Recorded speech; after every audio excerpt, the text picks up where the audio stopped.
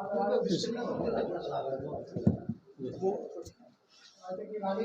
मोहम्मद नसीम, राष्ट्रीय सचिव, आसाम राज्य प्रभारी, राष्ट्रीय उलमा काउंसिल। राष्ट्रीय उलमा काउंसिल असम राज्य में लगभग 2019 से लगातार संगठन पे काम कर रही है और हमने 21 के विधानसभा समष्टि में भी, असेंबली इलेक्शन में भी कुछ सीटों पे कैंडिडेट उतारा था, जिसका नतीजा ये रहा कुछ वोट मिले हमें। हम अपनी मेहनत से उस वक्त, क्योंकि नई नई पार्टी थी, संतोषजनक है। और इधर आज प्रेस वार्ता करने का मतलब ये है कि आप समझ रहे हैं आगामी लोकसभा चुनाव 2024 चल रहा है, चुनावी समर है और हम लोगों ने बहुत कोशिश की यहाँ जो सेकुलर वोटों की दुहाई देते हैं, कांग्रेस पार्टी हो, यूडीएफ हो, कि सेकुलर वोटों का बिखराव ना हो और हम एक साथ चुनाव लड़ें। लेकिन जिस तरीके से भारतीय जनता पार्टी मुसलमानों को अछूत बनाकर राजनीति करना चाहती है, उसी तरीके से राहुल गांधी की यात्रा चल रही है मोहब्बत की, जिसमें मुसलमान दरकिनार है, बहुत दूर तक है। वो मुसलमानों से बहुत दूरी रखना चाहते हैं। यहाँ की यूडीएफ है, जिनके एमएलए भी हैं, एमपी भी हैं, लेकिन उनकी भी अपनी एक अलग राजनीति है। हमने बहुत कोशिश की कि उनके साथ भी हमारा अलायंस हो जाए, ताकि जो एक वोट कटुआ, वोट काटने का एक नाम लगता है, वो न लगे। राजनीति में पिछले 6 सालों से आखिर में आज हम प्रेस वार्ता कर रहे हैं। हम अपने राष्ट्रीय उलमा काउंसिल के आज पहली लिस्ट कैंडिडेटों की लॉन्च कर रहे हैं, जिसमें गुवाहाटी से रियाजुल हक हैं, दुबरी से सैदुर रहमान सरकार, दरंग से सफ़ीउल इस्लाम, बरबेटा से अबू बकर सिद्दीक, नौगांव से रबुल हक, करीमगंज से अहदुद्दीन काजल। ये 6 कैंडिडेट की आज पहली लिस्ट है जो आप लोगों के सामने पेश की जा रही है और हम इसी पीसी के माध्यम से अपने कैंडिडेटों के साथ जनता की अदालत में पहुंचेंगे, जनता के साथ संवाद करेंगे और उम्मीद है कि हमें अच्छा रिजल्ट मिलेगा। क्या मुद्दा लेके आप लोग जाएंगे, क्योंकि आसाम में आप लोग नए हैं और आप लोगों का मुद्दा क्या होगा इलेक्शन? मुद्दा देखिए, आसाम नहीं, इस वक्त पूरे भारत का एक ही मुद्दा है जो बेचैनी हर आदमी, आप देख रहे हैं, चाहे व्यापारी तबका हो, किसान हो, गरीब हो, मजदूर हो, हर आदमी की एक बेचैनी है। जिस तरीके से तानाशाह सरकार चल रही है, लोकतंत्र की हत्या हो रही है। आज आप देख लीजिए, अभी आप लोगों को पता चला दिल्ली में मीडिया बंधुओं की तरफ किस तरीके से पुलिस की बर्बरता हुई है, जो कि चौथा स्तंभ माना जा रहा है। ये भी एक निंदनीय है। अगर हम मीडिया को रोक देंगे, चीज़ों को दिखाने के लिए उनके कैमरे छीने जाएंगे, तो आज हर वर्ग पीड़ित है।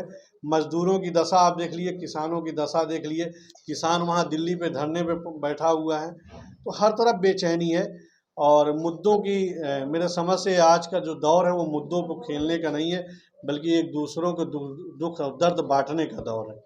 हम इसी मुद्दे को लेके जाएंगे। असम में आप लोगों ने 5 कैंडिडेट का नाम घोषणा किया, 6 कैंडिडेट। असम के 6 कैंडिडेट, असम के लिए आप लोगों का क्या मुद्दा होगा, स्पेशली फॉर असम?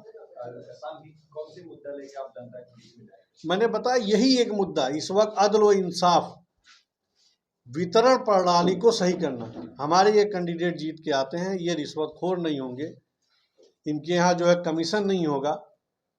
बहुत पहले राजीव गांधी जी ने कहा था कि सेंट्रल से अगर 100 रुपया चलता है तो सिक्का चलते चलते पहुँचता है, ग्रामीण क्षेत्रों में जो पहुँचता है 10 रुपया। हमारा ये मानना है कि अगर सेंट्रल से 100 रुपया चलता है तो ग्रामीण के इलाकों में 100 रुपया पहुँचना चाहिए। भ्रष्टाचार को ख़त्म किया जाए, सबका जिसका जो हक है, वितरण प्रणाली सही हो जाएगी तो जो जिसका हक है उसको बराबर मिलेगा। कितना सीट देना चाहते हैं? अभी देखिए, पहली सीट 6 की है और हो सकता है 2-4 कैंडिडेटों को और आएगी। जहां राष्ट्रीय उलमा काउंसिल अपने संगठन पर कुछ काम की मजबूत है, हम उन्हीं जिलों में राष्ट्रीय उलमा काउंसिल कैंडिडेट मैदान में आएंगे। आप लोग तीसरा मोर्चा गठन करने की बात कर रहे थे, क्या उसमें क्या बातचीत चल रही है? कोशिश हुई है, अभी भी कोशिश, हमने बताया ना, सारी चीज़ें होती हैं, लोग बैठते हैं फिर किनारा कस लेते हैं। कांग्रेस ने बहुत कहा कि हम साथ मिल के लड़ेंगे, आज देख लीजिए कहीं दूर दूर नहीं है। यूडीएफ के लोगों से भी राब्ता किया गया, अब तो फ़ोन भी नहीं उठाते, बंद कर दिए। तो ये सिर्फ जो एक सेकुलरिज्म का नाम ना, ये मुसलमानों को कुली बनाना चाहते हैं सेकुलरिज्म की। कहीं सेकुलरिज्म के बका के लिए कोई नहीं लड़ रहा। अगर सेकुलरिज्म के बका के लिए लड़ता कोई तो एक साथ बैठते, सर जोड़ते।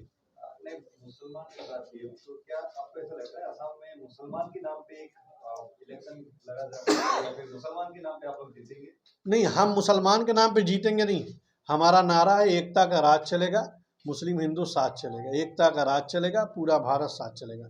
हम इस नारे के साथ ही पैदा हुए। लेकिन आसाम में जिस तरीके से मुख्यमंत्री महोदय आसामी मुसलमान, बाहरी मुसलमान और सब्जी जिहाद तो हर दिन आप देख लीजिए खाद जिहाद न जाने क्या क्या सब मुसलमानों पे चल रहा है। तो ये केंद्रित कर दी गई है पूरे मुल्क में। आज आप उठा के देख लीजिए, जैसे मुसलमानों को इस प्रदेश में, इस देश में दोयम दर्जे के नागरिक बना दिया गया। हम भी इस मुल्क की आज़ादी में हिस्सा लिया, हमारे आबो अजदाद ने अपने सर कटाए हैं, हमारा भी उतना हक है जितना आपका है। हम आपको भाई मानते, आप हमें भाई मानते। ये कुछ राजनीतिक लोगों ने ये जो खाई हुई आज सेंट्रलाइज कर दिया मुसलमानों को। वो गेंद होता है ना, आज इस पाले से कांग्रेस फेंक रही है तो उस पाले में जा रहा, उस पाले से गेंद फेंकी जा रही थी इस पाले में जा रहा। हम ये चाहते हैं कि मुसलमान भी इस मुल्क का एक शहरी है, नंबर 1 शहरी है। हमने भी इस मुल्क के लिए अपनी कुर्बानी दी है। हम भी एक जब भी